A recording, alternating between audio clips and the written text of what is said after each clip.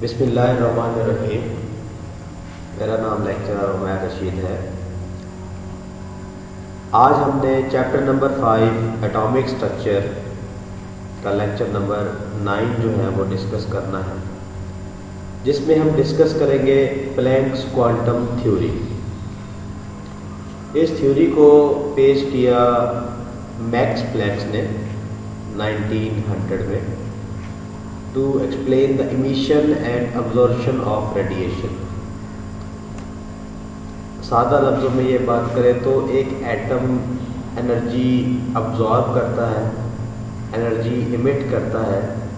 तो एटम का ये जो बिहेवियर है एनर्जी को अब्जॉर्ब करना और इमिट करना, इसको एक्सप्लेन किया मैक्स प्लैंक ने in a quantum theory in 1900 to explain emission and absorption. अब इस थ्योरी के मुताबिक एनर्जी जो है ट्रैवल करती है डिसकंटिन्यूस मैनर में। डिसकंटिन्यूस मैनर का मतलब ये है कि एनर्जी जो है, जो भी एनर्जी की टोटल अमाउंट है जिसने अब्जॉर्ब होना है या इमिट होना है, तो वो टोटल अमाउंट एक साथ अब्जॉर्ब नहीं होती। एनर्जी का कुछ हिस्सा पैकेट ऑफ एनर्जी की फॉर्म में अब्जॉर्ब होगा, फिर मज़ीद एनर्जी का कुछ हिस्सा पैकेट ऑफ एनर्जी की फॉर्म में अब्जॉर्ब होगा, और फिर मज़ीद एनर्जी का कुछ हिस्सा पैकेट ऑफ एनर्जी की फॉर्म में अब्जॉर्ब होगा। यूँ पैकेट्स ऑफ एनर्जी जब बन के टोटल एनर्जी अब्जॉर्ब होगी थोड़ी थोड़ी करके, इसको डिसकंटिन्यूस मैनर कहते हैं। अगर सारी एनर्जी अब्जॉर्ब होनी है एक साथ, उसको कॉन्टीन्यूस मैनर कहते हैं। लेकिन इस थ्योरी के मुताबिक energy travel in a discontinuous manner. याद रहे कि इलेक्ट्रॉन एटम के अंदर न्यूक्लियस के आसपास पहले, दूसरे, तीसरे किसी भी शेल में हो सकता है, और इलेक्ट्रॉन पहले शेल से जब दूसरे शेल में जाता है लोअर से हायर स्टेट में, तो वो एनर्जी को अब्जॉर्ब करता है। तो वो उतनी ही एनर्जी अब्जॉर्ब करके लोअर से हायर में जाएगा जो हायर तक जाने के लिए रिक्वायर्ड है, पैकेट ऑफ एनर्जी बनाते हैं। इसी तरह जब वो हायर ऑर्बिट से वापस लोअर ऑर्बिट में आएगा, तो वो जो पैकेट ऑफ एनर्जी उसने अब्जॉर्ब किया होगा वो उसी पैकेट ऑफ एनर्जी को एमिट करेगा, उससे ज़्यादा नहीं, ना उससे कम। तो इसी बिहेवियर को यहाँ पर एक्सप्लेन किया गया। इस थ्योरी के जो मेन पॉइंट्स हैं वो है energy is not emitted no और अब्जॉर्ब कॉन्टीन्यूसली, बल्कि rather it is emitted or absorbed in a discontinuous manner and in the form of wave packet.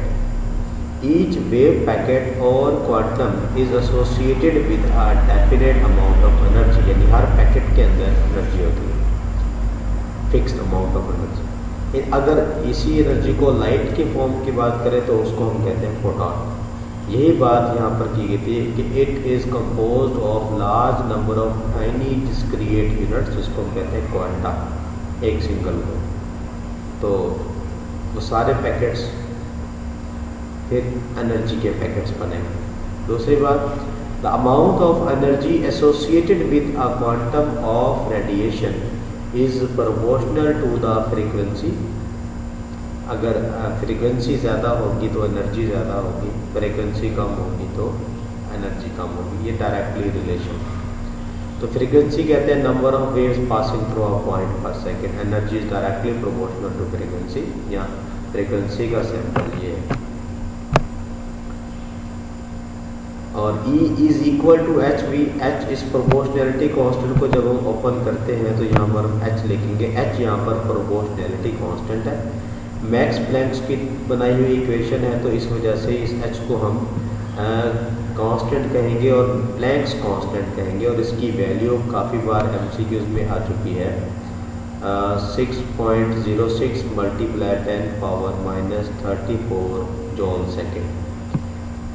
Ratio of energy and frequency of a quantum, it is in fact basically, अगर हम इस equation को change करें कि h को यहीं पे रहने दें और फ्रीक्वेंसी h से मल्टीप्लाई हो रही है, दूसरी तरफ ले जाकर उसको लिखेंगे तो डिवाइड कर देंगे, तो h बन जाएगा ratio of energy divided by frequency. तो यही बात यहाँ पर हो रही है, it is in fact the ratio of energy and frequency of quantum. तो अ बॉडी कैन अब्जॉर्ब या emit only in term of quantum, body can energy, तो E is equal to h frequency तो फ्रीक्वेंसी जो है वो related होती है wavelength of photon से। फिज़िक्स में आप लोगों ने एक इक्वेशन पढ़ी है v is equal to F lambda. इसमें v वेलोसिटी है, f फ्रीक्वेंसी है, लैम्डा वेवलेंथ है। अब फ्रीक्वेंसी कैलकुलेट करें वहाँ से तो लैम्डा को दूसरी तरफ ले जाके डिवाइड करेंगे v ओवर लैम्डा। अब केमिस्ट्री में जो